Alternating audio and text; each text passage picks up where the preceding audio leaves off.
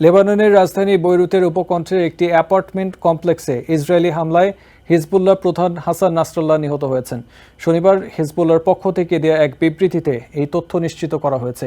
বিবৃতিতে আরও বলা হয়, এর প্রতিশোধ নিতে এবং ইসরায়েলের বিরুদ্ধে লড়াই চালিয়ে যেতে হিজবুল্লাহ বদ্ধপরিকর।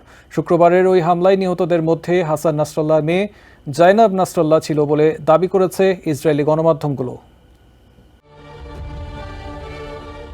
ইসরায়েলি হামলায় লেবানন ভিত্তিক সশস্ত্র গোষ্ঠী হিজবুল্লাহ প্রধান হাসান নাসরাল্লাহ নিহত হয়েছেন।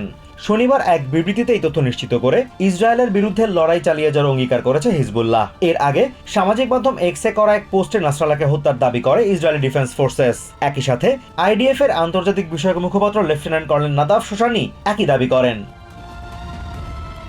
নাসরাল্লাহকে ছাড়াও বৈরুতে শুক্রবারের ওই হামলায় আরেক হিজবুল্লাহ কমান্ডার আলী কারাকিও নিহত হয়েছেন বলে দাবি করেছে আইডিএফ। এক্সে করা পৃথক পোস্টে ইসরায়েলি হামলায় নিহত হিজবুল্লাহ নেতাদের নাম ও ছবি প্রকাশ করে তারা। ওই হামলায় হাসান নাসরাল্লাহর মেয়ে জাইনাব নাসরাল্লাহ প্রাণ হারিয়েছেন বলে এক প্রতিবেদনে দাবি করেছে জেরুজালেম পোস্ট। শুক্রবারের ওই হামলার জবাবে শনিবার ইসরায়েল লক্ষ্য করে ক্ষেপণাস্ত্র ছুড়েছে হিজবুল্লাহ। তবে বেশিরভাগ ক্ষেপণাস্ত্রই ধ্বংসের দাবি করেছে তেল আভিভ। কয়েকটি ক্ষেপণাস্ত্র ইসরায়েলি ভূখণ্ডে আঘাত হানলেও তাতে প্রাণহানির কোনো খবর পাওয়া যায়নি।